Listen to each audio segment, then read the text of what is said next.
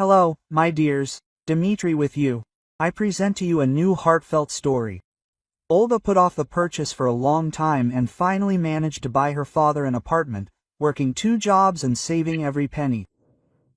When she and Dad came to the new house, went up to the 4th floor and opened the door with a key, they saw that someone else's slippers were already in the hallway, and the clink of dishes was coming from the kitchen. In the living room, as if she were a full-fledged mistress, mother-in-law Vera Nikolaevna was walking around, hanging her faded curtains on the windows and managing the furnishings as if she had lived here all her life. At the sight of Olga and her father, the woman was not embarrassed, but on the contrary, she straightened up and looked defiantly at those who entered. There were documents on the coffee table, and Olga managed to make out fresh seals and signatures. Vera grabbed the papers and pressed them to her chest, as if protecting the most precious thing.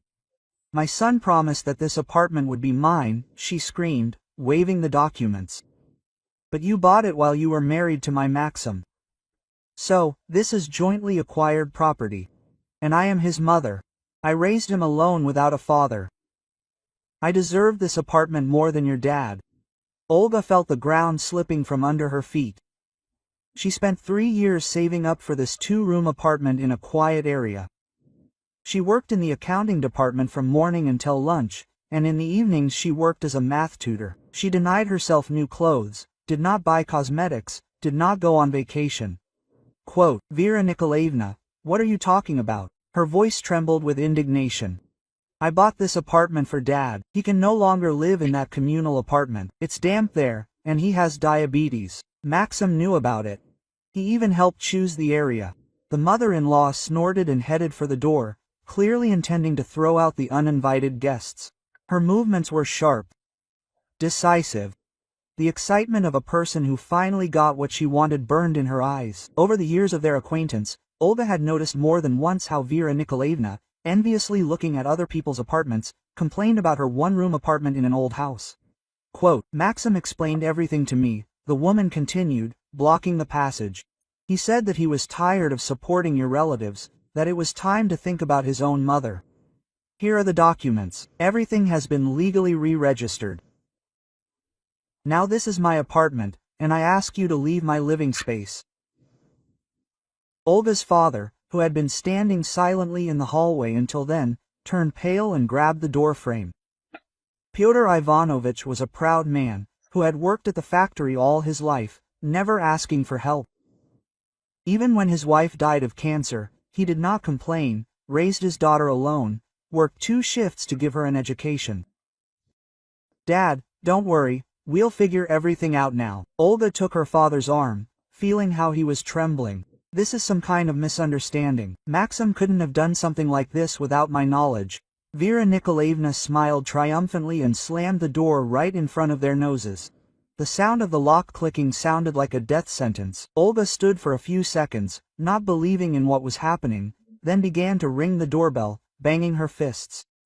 "Open up, Vera. Nikolaevna, we need to talk. Where is Maxim? Why isn't he answering the phone?" A contented voice came from behind the door. "And Maxim gave me the keys and documents in gratitude for raising me.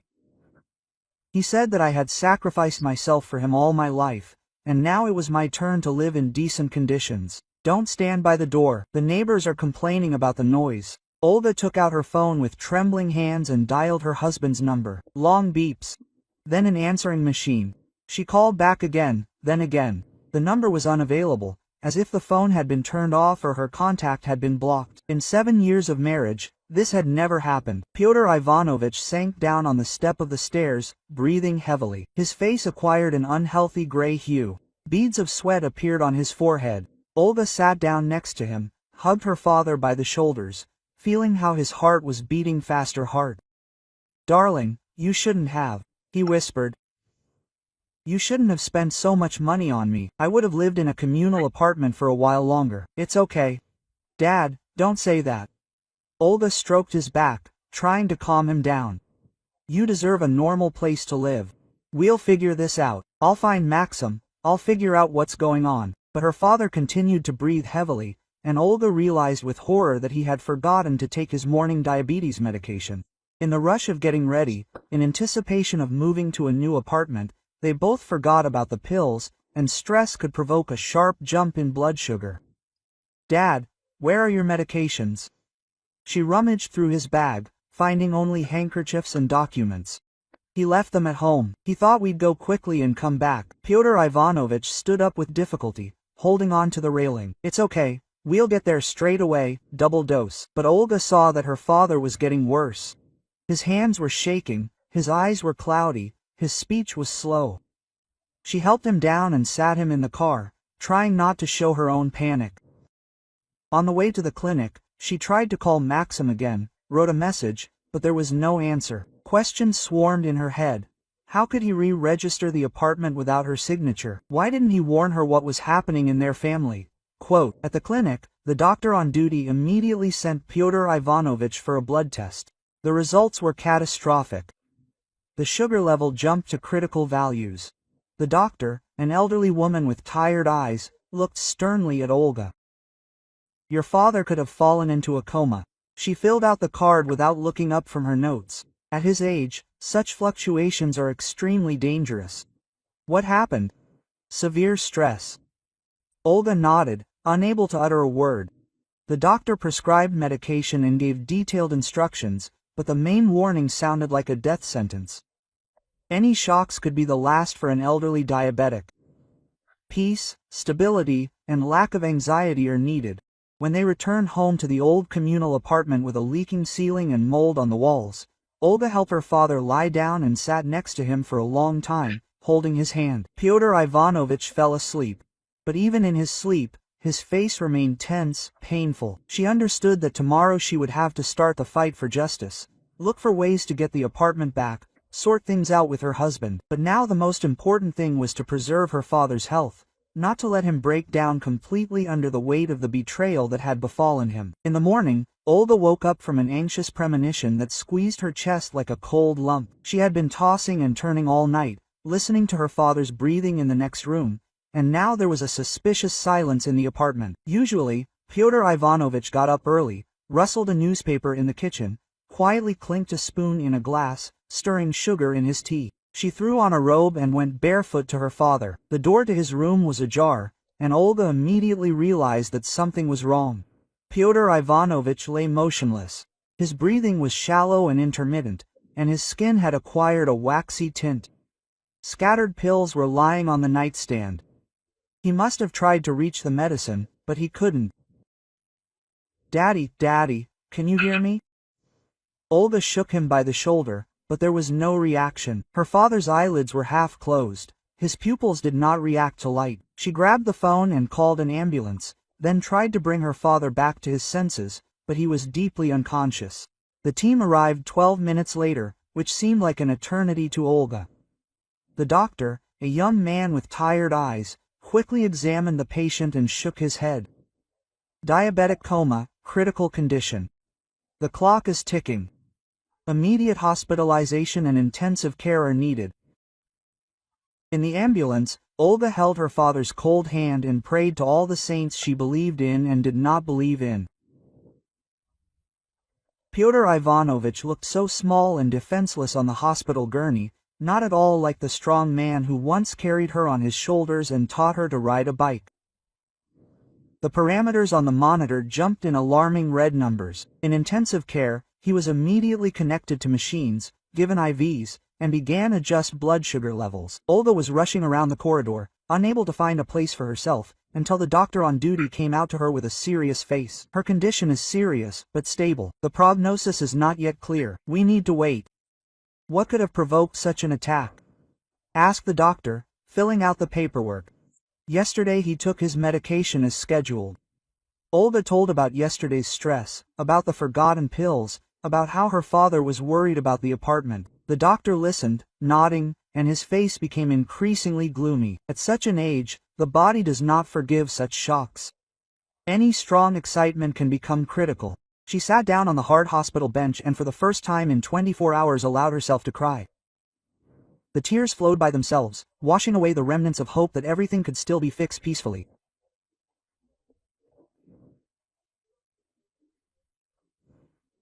Maxim still did not answer calls, and her father was dying because of the greed and betrayal of people she considered family. By evening, a neighbor from the communal apartment came to the hospital.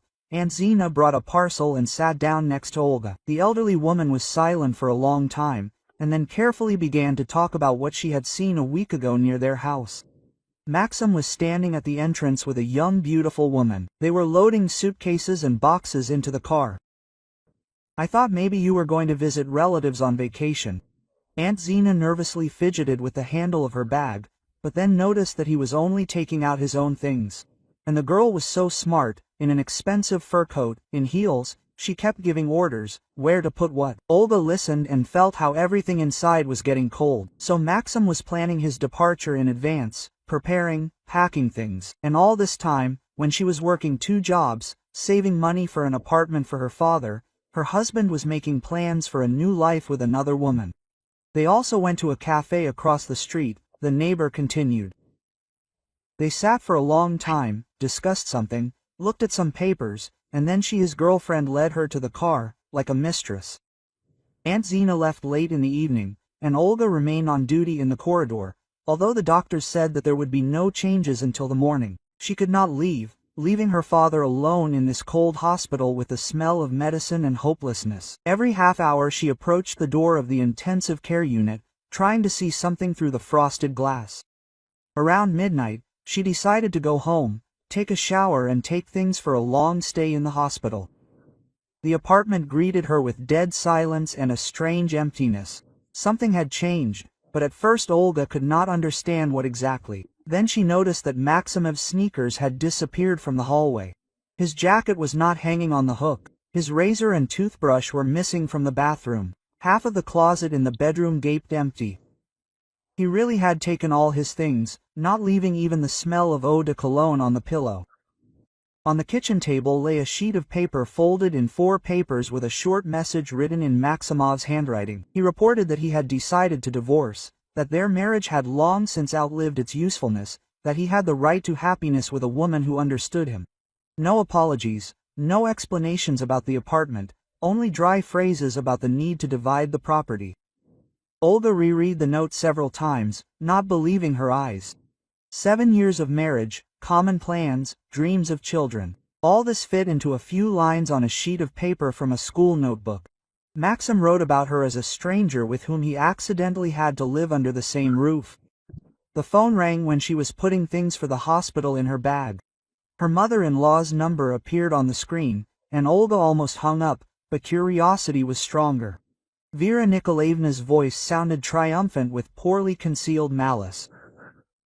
"Well, my dear, did you get a note from your son?" Laughter was heard in the receiver. Now she realized that he chose a real woman, and not such a gray mouse like you. His Anachka is a beauty, with a higher education, she sells apartments herself. Olga was silent, unable to utter a word, and her mother-in-law continued with rapture. "And your apartment is now officially mine. All the documents have been re-registered in accordance with the law." Maxim said that he was tired of supporting your relatives, that it was time to think about his own mother. "My father is in intensive care," Olga finally squeezed out. "Because of your stress, he is in a diabetic coma." There was silence on the line for a second. Then Vera Nikolaevna snorted. "So what? Old people die, it's natural. But now I will live in normal conditions, as I deserve after all the hardships." The conversation broke off, and Olga sat for a long time with the phone in her hands, digesting what she had heard.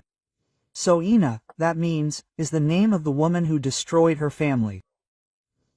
The realtor sells apartments, he probably knows how to get around the law and re-register the documents."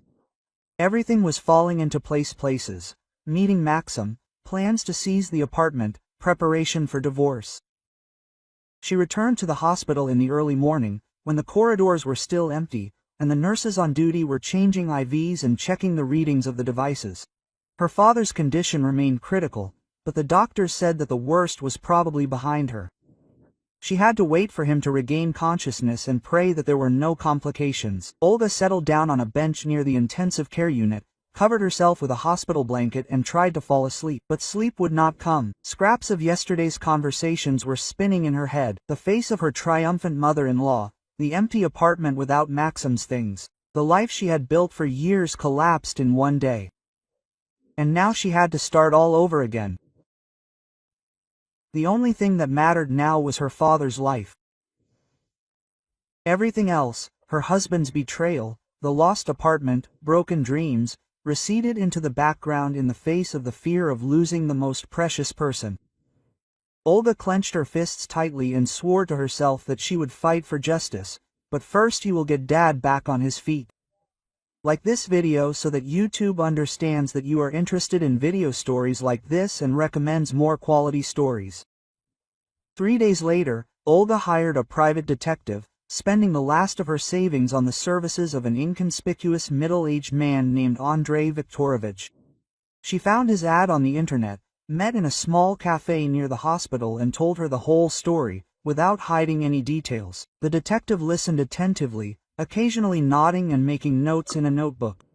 Ina Sergeyevna Krasilnikova, 32, has been working in a real estate agency for 5 years. He was leafing through the printouts a week later, when they met again. Specializes in real estate transactions, has connections in the registration chamber. Interestingly, she has been officially married since she was 23 to her husband Igor Krasilnikov, a programmer. Olga carefully examined the photographs of a beautiful blonde with a bright smile and expensive clothes. This is exactly the kind of woman her neighbor Aunt Zina described, well-groomed, self-confident, accustomed to getting what she wants. In the pictures, Ina posed next to expensive cars in restaurants at resorts. "Did she meet your husband on purpose?" asked Olga, sorting through the documents. Andrei Viktorovich took out a new folder and put the photos taken with a hidden camera on the table. In them, Maxim and Ina were sitting in that very cafe across the street from the house, bent over the papers. Their faces expressed concentration and some kind of bad inspiration of conspirators. "These pictures were taken 2 weeks ago." The detective pointed to the photos. "They are discussing a plan to re-register the apartment. See, she is holding documents from the registration chamber, and here she is showing him some certificates." In the next picture, Ina was explaining something to Maxim, gesturing with her hands, and he was listening attentively, nodding occasionally. Their behavior did not resemble a romantic date, but rather business negotiations between accomplices. Olga felt everything inside her boil with rage. So, this was a planned scam from the very beginning. She clenched her fists. "Ina found out about the purchase of the apartment and decided to get it through my husband and his mother." The detective nodded and showed several more photographs, where Maxim was handing Ina a thick envelope, and she was writing something in a notebook. In the last pictures, they were leaving some office building, and Ina was holding a folder with documents in her hands. It all looked like a well-oiled fraud scheme. "Your mother-in-law was also aware of the plan," added Andrei Viktorovich. "I tracked her movements. She met this Ina 3 times in different places in the city. The last time was the day before you came to the apartment." Olga was studying the photographs in which Vera Nikolaevna was animatedly talking about something with a young woman. The mother-in-law looked pleased and excited, waving her arms, explaining something. Ina listened with professional attention, occasionally writing something down in her phone. At that moment, Olga's mobile rang. They were calling from the hospital. The nurse on duty reported that the father had regained consciousness and was asking for his daughter. Olga quickly collected the documents, paid the detective and rushed to the hospital. Her heart was pounding with a mixture of joy and excitement. Pyotr Ivanovich lay with his eyes closed, but when Olga took his hand, he slowly turned his head. Her father's face was drawn, aged, but his gaze was clear and conscious. He tried to say something, but his voice sounded hoarse and weak. "Daddy, don't talk, rest." Olga stroked his hand. "The main thing is that you woke up. The doctors say everything will be fine." The attending physician, the same tired doctor who saw them on the first day, approached the bed and carefully examined the patient. He checked the reaction of the pupils, pulse, blood pressure, and asked a few simple questions. Pyotr Ivanovich answered slowly but correctly, which was a good sign. Consciousness was completely restored. "This is good," the doctor said, taking Olga aside. But the body had suffered greatly from the coma. Long-term rehabilitation is needed, a strict diet, constant sugar control and, most importantly, no stress. Any shock can provoke a relapse. Olga nodded, remembering every word. She understood that she couldn't tell her father about what was happening with the apartment, about Maxim's betrayal, about the upcoming court proceedings. It was necessary to create an atmosphere of peace and stability around him. When can he be discharged? She asked. Another week in the hospital, then outpatient treatment. The doctor leafed through the card. But remember, regimen, medication, schedule, no worries. In his condition, it was a matter of life and death. Olga spent the whole day at her father's bedside. She talked about the weather, about the neighbors, about work, about everything except the main thing. Pyotr Ivanovich listened, sometimes asking questions about the apartment, and Olga answered evasively each time, that everything was fine, they would sort out the documents soon. In the evening, when her father dozed off, a middle-aged nurse with a kind face approached Olga. She held out a white envelope and said that a woman had asked to deliver it personally. The stranger did not give her name, only said that it was very important. Quote, "What did she look like?" Olga asked, turning the envelope over in her hands. Letsop is well dressed, but his face is tired and sad. The nurse shrugged, said that she knows about your situation and wants to help, but warned that the information may be painful. Olga went out into the corridor and opened the envelope with trembling hands. Inside was a note written in neat female handwriting. Inside is a way to get everything back, but be prepared to lose more than you think. Ina Krasilnikova is not who she claims to be. Under the note were photographs that took Olga's breath away. In the pictures, Ina was kissing another man, not Maxim. They were hugging at the entrance of some building, sitting in a car, entering a hotel. The man looked older, more respectable. A wedding ring sparkled on his hand. The following documents were even more shocking. A copy of Ina Krasilnikova's marriage certificate with Igor Krasilnikov, dated 8 years earlier. A certificate of jointly acquired property of the spouses. A bank statement showing large transfers between the accounts of the husband and wife. At the end there was another note. Ina was married and deceiving all her lovers. She was a professional fraudster, specializing in seizing real estate through gullible men. She had an accomplice husband and a whole scheme for taking away apartments. Olga reread the documents, not believing her eyes. It turned out that Maxim was not the only victim of this woman. Ina hunted for men with access to real estate, seduced them, forced them to re-register apartments, and then disappeared with money and documents. In the last photo, Ina was standing next to that same man by an expensive car, and both were smiling at the camera. They looked like a happy married couple vacationing at a resort. There were no signs that the woman was simultaneously having affairs with other men and committing fraud. Olga put the documents back in the envelope and wondered who could have sent this information, who was following Ina and collecting dirt, and most importantly, how to use this information to return the stolen apartment and punish the perpetrators. She returned to the ward, where her father was sleeping peacefully under an IV drip. Pyotr Ivanovich looked calm, his breathing was even, his face relaxed. Olga sat down next to him and began to plan her next steps, tightly clutching the envelope with dirt. Now she had a weapon against those who had ruined her life. But she had to act carefully and thoughtfully so as not to harm her father and achieve justice. Olga felt a determination to fight to the end awakening inside her. Olga found Maxim through mutual friends the day after receiving dirt on Inu. He rented a one-room apartment on the outskirts of the city, and when he opened the door, he looked shabby and confused. An unshaven face, a wrinkled shirt, red eyes. Not at all the self-confident man who had recently been making plans for a new life. "What do you need?" he asked hoarsely, not inviting her in. "I thought you got my note. It's all over between us." Olga silently handed him an envelope with photographs. Maxim reluctantly took it, But when he saw the first picture, where Ina was kissing another man, his face changed. He quickly sorted through the photographs, and with each new one his eyes grew wider with amazement and rage.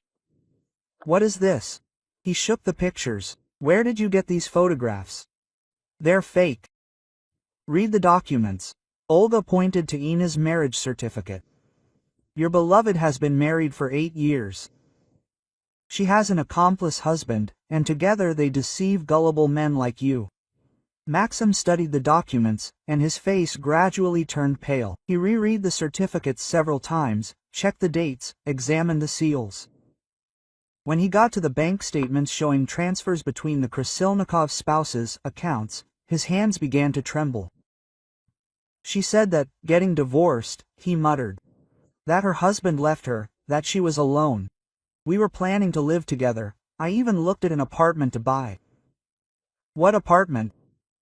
Olga felt everything inside her go cold. "But you re-registered my apartment to your mother." Maxim sank down on the sofa and covered his face with his hands. When he spoke, his voice sounded broken.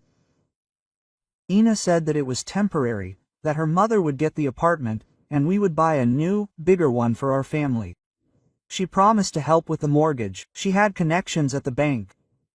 Olga listened and could not believe the naivety of the man she had lived with for 7 years.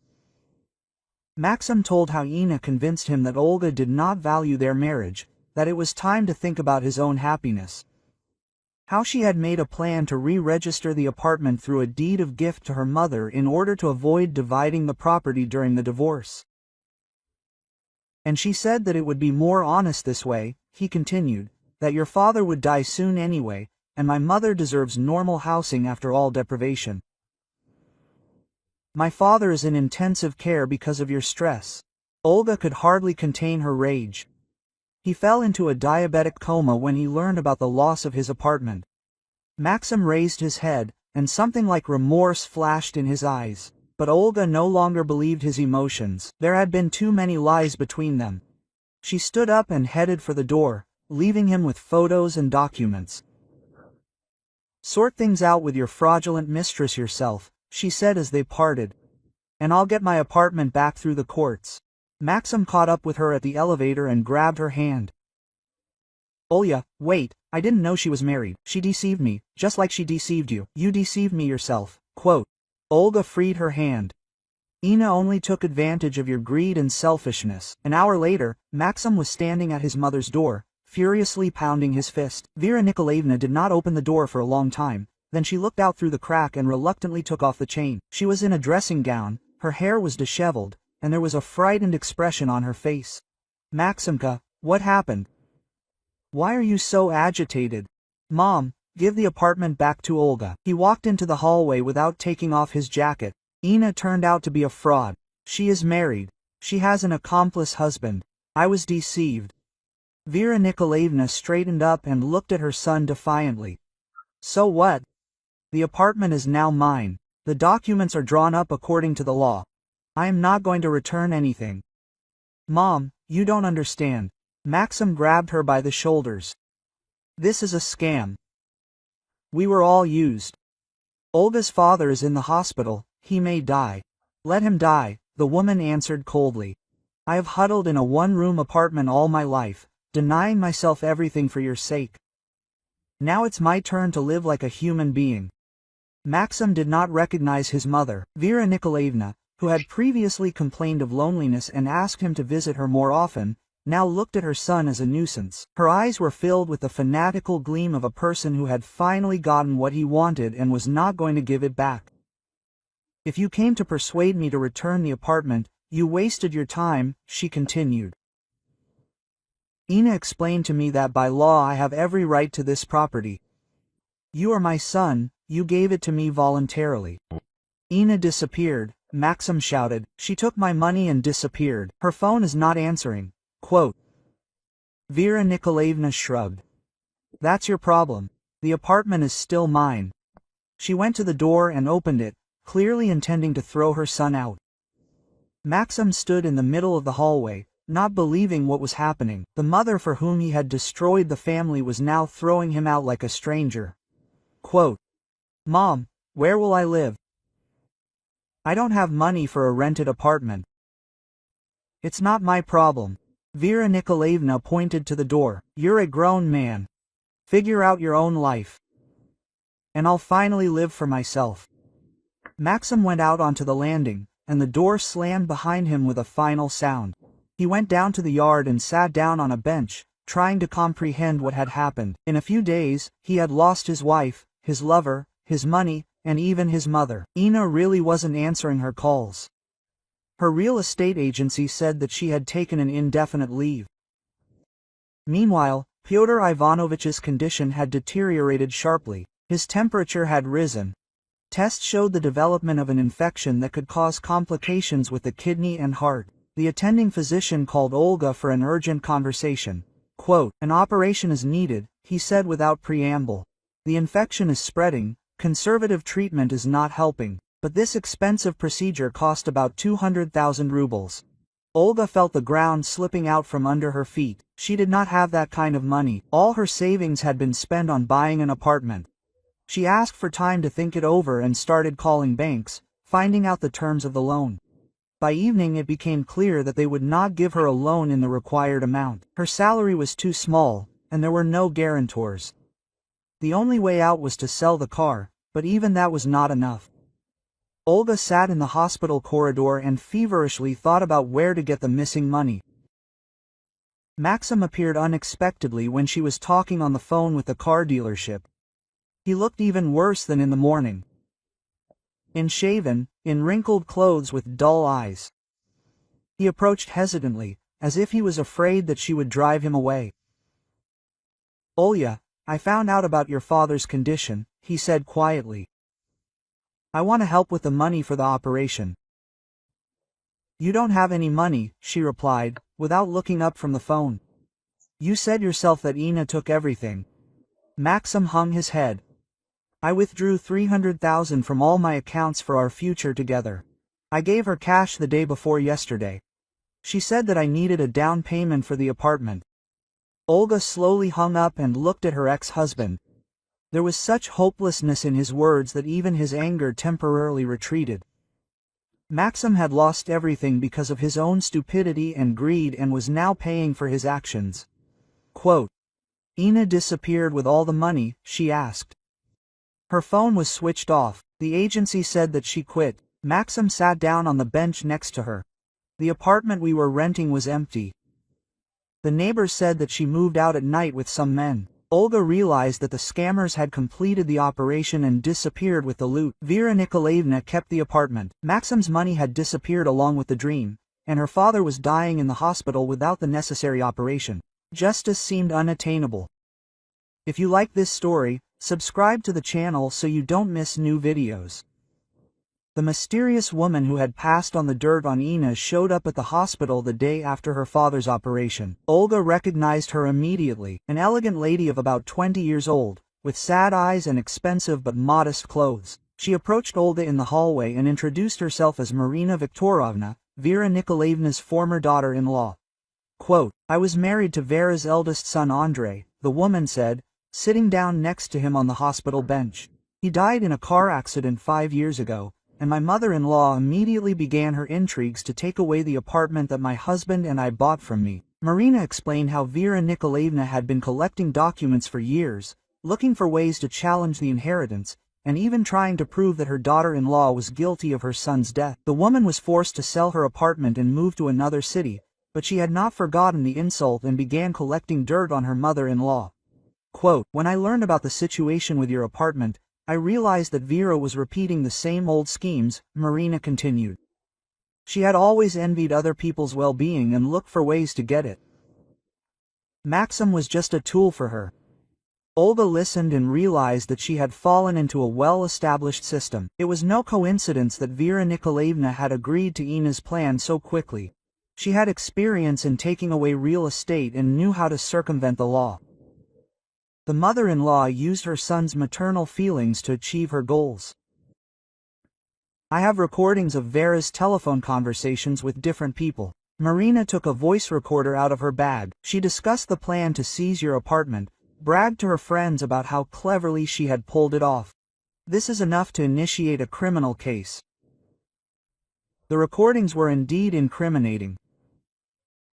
Vera Nikolaevna's voice sounded triumphant when she told her friends about her stupid daughter-in-law who bought an apartment with their family money. She described in detail how she convinced her son to re-register the apartment, how she found the right people to forge documents. Quote, "Why did you decide to help me?" Olga asked. Marina smiled sadly, "Because I know what it's like to lose everything because of this woman's greed. And because I didn't have children who would suffer from her intrigues. And your father could die."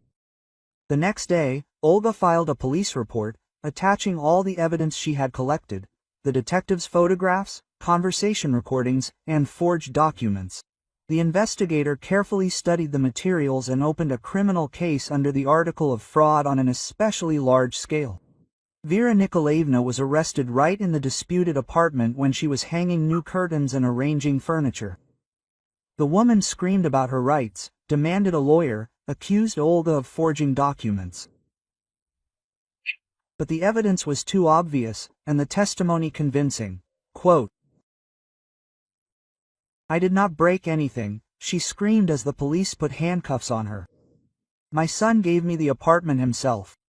I have the documents." The examination quickly established that the deed of gift was drawn up with violations. The signatures were forged, and the seals were counterfeit. Ina Krasilnikova was wanted as a member of a criminal group specializing in real estate fraud. Her husband had already testified against his wife in exchange for a lighter sentence.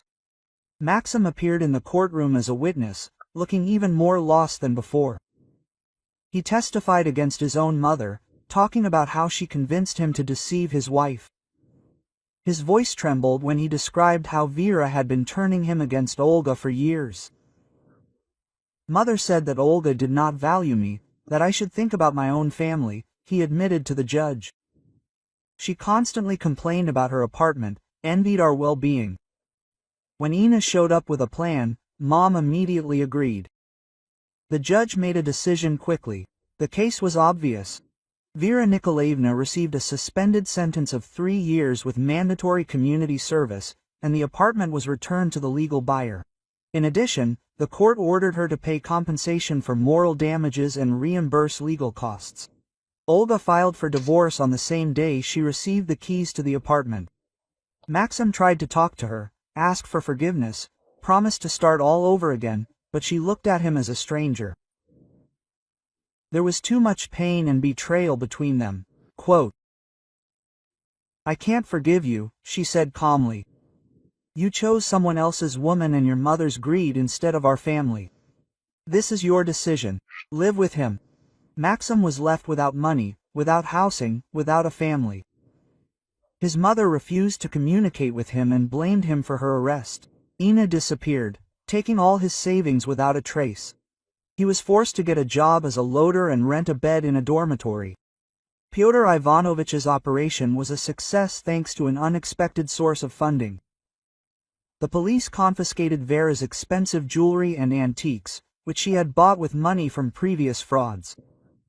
By court order, these valuables were sold and the money was given to the injured party.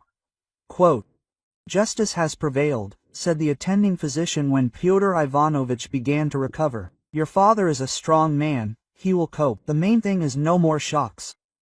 A month later, Olga helped her father move to a new apartment. Pyotr Ivanovich was still weak after the operation, but his eyes again shone with the joy of life. He did not know all the details of the trial. Olga only told him that the documents turned out to be fake, and the apartment was returned to them. Quote, "Daughter, how did you endure all this?" he asked, looking at the bright rooms. "I am so guilty that so much trouble is because of me." "Dad, you are not guilty of anything." Olga hugged him by the shoulder. "The main thing is that we are together, that you are healthy.